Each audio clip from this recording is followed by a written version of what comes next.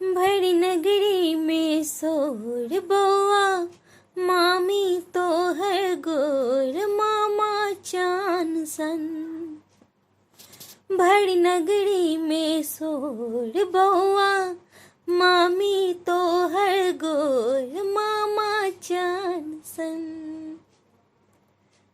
नानी नाना दोनों तो हर खाली गाल बजाब, बाबी तो हर गंगा जल छो बाबा बनल हिमालय।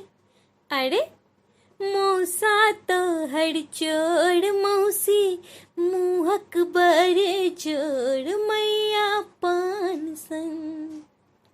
भरी नगरी में शोर बउआ, मामी तो है गोर मामा चान सन।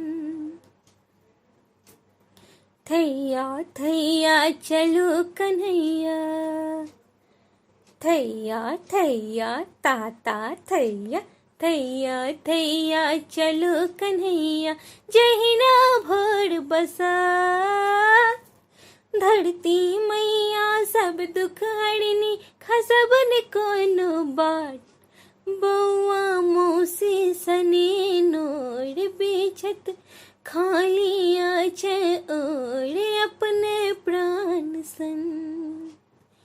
भरी नगरी में शोर बउआ, मामी तो है गोर मामा चान सन।